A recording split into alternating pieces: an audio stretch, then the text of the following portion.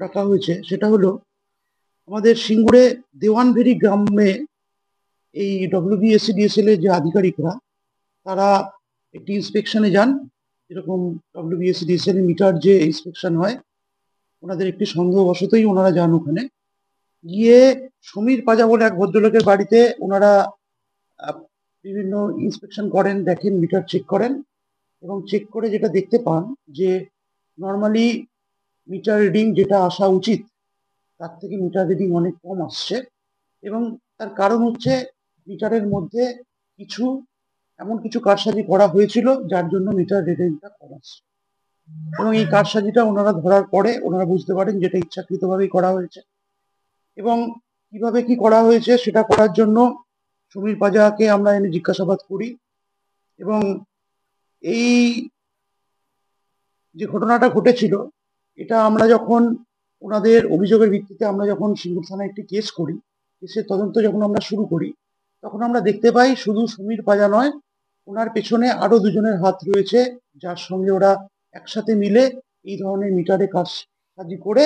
মিটারটা কম করার মানে যাতে মিটার রিডিংটা কম আসে এই কারবারটা করছিল। তো সমীর পাজার সঙ্গে আমরা যে বাকি দুজনকে এই সূত্রে প্রথমে আটক করে পরে গ্রেফতার করেছি সেই বাকি দুজনের নাম হচ্ছে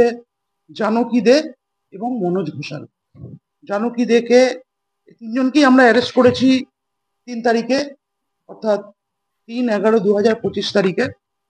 এবং এই তিনজনকে গ্রেপ্তার করার পরে আমরা এদের 4 দিনের পিসি আনি, পুলিশ কাস্টাডিতে আনি। এদের জিজ্ঞাসাবাদের মাধ্যমে জানতে পারি যে 15,000 টাকার বিনিময়ে এই সমীর পাজা এর যে মিডলম্যান যে আছে তার নাম হচ্ছে জানকী দে, এই মিডলম্যানের কাজ করেছে। ইনি এই মনোজ ঘোষালকে এই কাজটি দেন যে মিটারের রিডিংটা কমানোর জন্য যে কাজ করার দরকার সেটা যাতে উনি করেন এবং এই মনোজ ঘোষালই এই মিটারের কারসাজিটা করেন এবং এই দুই ব্যক্তির মধ্যে অর্থাৎ সমীর পাজা এবং মনোজ ঘোষালের মধ্যে যোগাযোগ করিয়ে দেন হচ্ছে এই জানকী দে। তিনজনকে দেখছেন আমরা অ্যারেস্ট করেছি, করে আমরা জানতে পেরেছি যে এরা এই ধরনের কারসাজি করে মিটার কমানোর যে কাজটা, রিডিং কমানোর যে কাজটা সেটা এরাই করে থাকে এবং এনাদের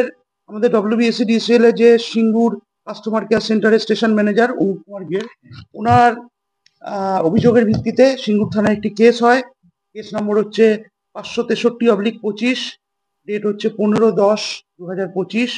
এবং সেকশনটা হচ্ছে 135(1) আন্ডার সেকশন BCD। এই সেকশনে আমরা কেস করি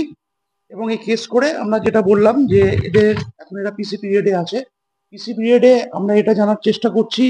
যে এরা এই ধরনের কাজ আগে কোথাও করেছে নাকি বা কোথায় কোথায় করেছে বা কত টাকার ফ্রডের আগে করেছে এবং এদের সঙ্গে আরো কেউ যুক্ত আছে নাকি সেটা আমরা তদন্তের পিসি পিরিয়ডে এবং তদন্তের বাকি সময় এটা আমরা বার করব এবং যেমন যেমন আমরা অগ্রগতি পাবো সেইভাবে আপনাদের আমরা ইনফর্ম করব। 1,000 টাকার মতো ওনারা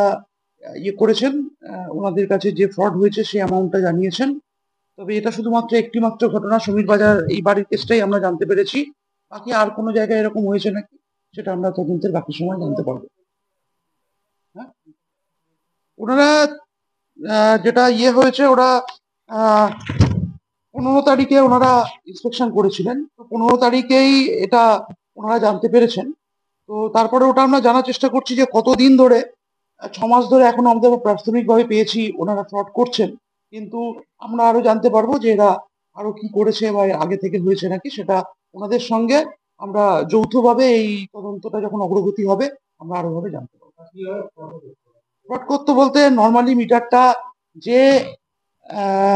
সার্কিটের বিনিময়ে চলে, যে সার্কিটে চলে, এরা সার্কিটের মধ্যে কিছু একটি বাইরে থেকে অন্য একটি সার্কিট তৈরি করে সেই কারেন্টটাকে যাতে ওই সার্কিটের মধ্যে দিয়ে কম পাস করে অন্য সার্কিটের মধ্যে দিয়ে বেশি প্রবেশ করে এই ধরনের একটি এরা সার্কিট তৈরি করতো, সেটার মাধ্যমে এটা হতো যেটা আমরা প্রাথমিকভাবে জেনেছি। তবে ওনারা আরো আমাদের ইনভেস্টিগেশনের বাকি পর্যায়ে এটা আরো ডিটেল ভাবে আমরা জানতে পারবো যে এরা এক্স্যাক্টলি কিভাবে বা বিজ্ঞানের কোন ইয়েকে কাজে লাগিয়ে এরা এই ধরনের কাজটা করে। অবশ্যই বড় একটি চক্র আছে এবং এই চক্রটি এরা এর আগে অন্য কোথাও করেছিল নাকি বা এখানে যে অ্যামাউন্টটা বললাম তার থেকেও বেশি অ্যামাউন্টের এরকম কারসাজি বা এরকম কোনো ঘটনা ঘটেছে নাকি, শুধুমাত্র আমাদের হুগলি নয়, পশ্চিমবঙ্গের আরো অন্য কোনো জেলায় বা অন্য কোনো জায়গায় করেছে নাকি, সেটাও আমরা খোঁজ করার চেষ্টা করছি।